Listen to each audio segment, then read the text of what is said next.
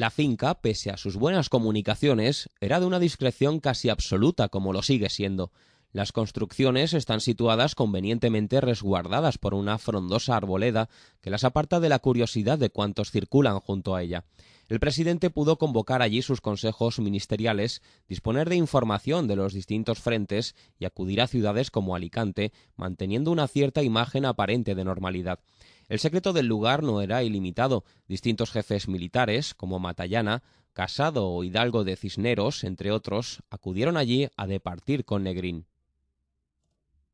Las escuelas nacionales Emilio Castelar, hoy Colegio Público Padre Manjón, eran un moderno edificio construido durante la Segunda República. Fue el lugar elegido para instalar la Subsecretaría del Ejército de Tierra, de acuerdo con la decisión que el 18 de febrero había adoptado el Gobierno de trasladar instalaciones ministeriales a zonas seguras. La incautación del edificio se hizo una semana después, con rapidez inusitada, vaciando el material escolar de la escuela, que fue depositado provisionalmente en la fábrica de la industria española del calzado. Las oficinas ministeriales prácticamente no llegaron a funcionar. Además del Colegio Castelar, también se incautaron algunas viviendas para instalar al personal ministerial en la ciudad y a miembros del gobierno en zonas diseminadas. El SIM, Servicio de Inteligencia Militar, también hizo acto de presencia en Elda, sin que sea fácil definir en qué grado, dado su carácter reservado. Tipografía Moderna, la principal imprenta local, también pasó a depender de Defensa. Mención aparte merece el edificio de telégrafos, situado en la calle Nueva, en un edificio independiente al de Correos, ubicado también en la misma calle. Parece ser que la posición Yuste carecía de este servicio, por lo que trató de mejorarse la oficina eldense, desde las que se desplazaban a la residencia gubernamental a entregar los telegramas, aunque previamente se comunicaban. La calle Nueva era el centro económico, social y político de la vida comarcal. Allí estaba el edificio central del Banco de Elda, otras sucursales bancarias, el Casino Eldense, convertido en hospital de guerra, la sede social del SICEP, Sindicato de la Industria del Calzado de Elda y Petrer, Socorro Rojo Internacional y algunas sedes políticas y sindicales. En las cercanías de Elda se estableció la llamada Posición Dácar, un grupo relativamente concentrado de casitas de recreo pertenecientes a eldenses bienestantes. Algunas casitas, situadas en término de Petrer y Elda, habían sido incautadas para personal gubernamental vinculado al Partido Comunista de España, como el ministro Uribe, por lo que la directiva del partido acabó concentrándose allí, tratando de apoyar la política de resistencia del presidente Negrín.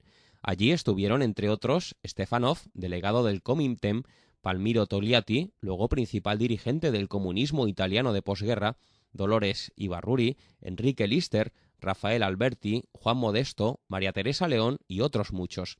En una de aquellas casitas se celebró la última reunión política del presidente Negrín en España, cuando, tras decidir su partida, acudió a comunicarla a los miembros del PCE y estos trataron de que la reconsiderase. En la llamada Posición Yuste, el presidente del gobierno mantuvo varias reuniones importantes para el curso final de la guerra civil. Allí departió con algunos jefes militares y cargos políticos. Allí celebró sus dos últimos consejos ministeriales. En el primero de ellos, el de la noche del 28 de febrero, el asunto principal fue la dimisión del presidente de la República, don Manuel Azaña, y el reconocimiento del bando franquista por Francia y Gran Bretaña.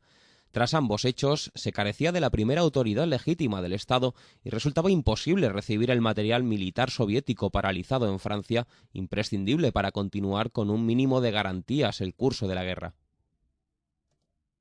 El segundo Consejo de Ministros, celebrado en Yuste, fue el del 5 de marzo.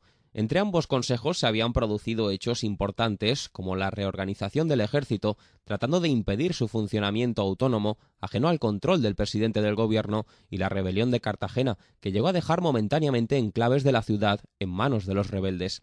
Lo más grave era que la flota anclada en esa ciudad había salido a aguas internacionales y ello impedía la retirada organizada del ejército y la salida de quienes quisiesen exiliarse. El Consejo de Ministros trató ambas cuestiones, además de discutir los puntos esenciales del mensaje que Negrín iba a dirigir a la nación en breve. A poco de concluir el Consejo, un funcionario informó que Unión Radio de Madrid emitió un manifiesto de un autoproclamado Consejo de Defensa que rechazaba la autoridad de Negrín y suponía en la práctica un golpe de Estado. El hombre fuerte del mismo era el coronel Segismundo Casado, jefe del ejército del centro, en contacto con el espionaje franquista desde meses atrás, con el apoyo de algunos socialistas como Julián Besteiro, las tropas dirigidas por los anarquistas y algunos políticos republicanos.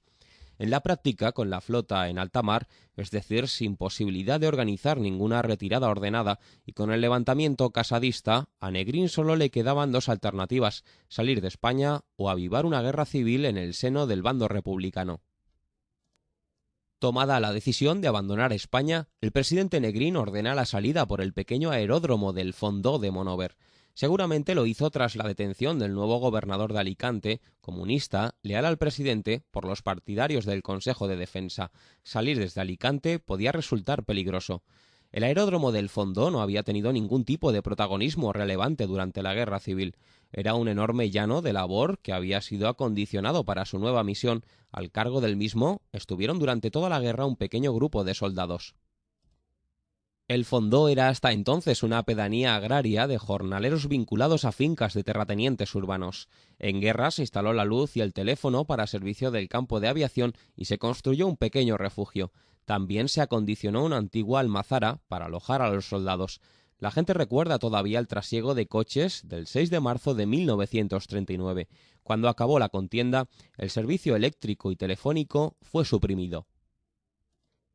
El primer grupo en abandonar España desde el Fondó fue el de Dolores Ibarruri, pasionaria, y sus acompañantes, entre los que se encontraba Rafael Alberti, que partieron con rumbo a Orán porque utilizaron un avión con escasa autonomía de vuelo.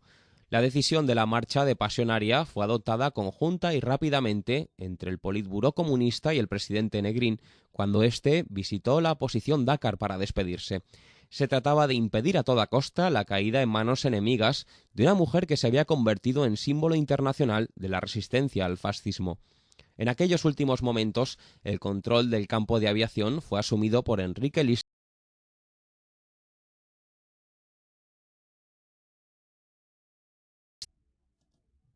El presidente Juan Negrín llegó al aeródromo al mediodía del 6 de marzo, tras esperar infructuosamente en la posición Dácar una respuesta de Casado que permitiese un ordenado traspaso de poderes. Los ministros, ya intranquilos, le aguardaban en el aeródromo desde mucho antes. El vuelo se realizó en un avión de las líneas aéreas postales españolas y se dirigió a Toulouse, en el sur de Francia. Prácticamente la guerra estaba concluida y los nuevos poderes republicanos se mostraban absolutamente incapaces de pactar siquiera las condiciones de la rendición. En contra de los propósitos que había hecho volver a Negrín tras la caída de Cataluña, el final de la guerra civil fue caótico. No hubo rendición honrosa, no hubo retirada organizada, no hubo resistencia. El máximo símbolo de aquel final fueron las miles de personas que se agolparon en el puerto de Alicante tratando de escapar de la represión que se avecinaba. Solo una minoría consiguió embarcarse en navíos como el Stanbrook rumbo a un largo exilio. El resto fue confinado en el campo de concentración improvisado de los Almendros, en las cercanías de Alicante, a la espera de que los vencedores decidieran qué hacer con sus vidas. Toda la información recogida en esta proyección está extraída del libro El territorio de la derrota, los últimos días del gobierno de la Segunda República en el Vinalopó, editado por el Centre d'Estudis Locals del Vinalopó, Petrer, 2004,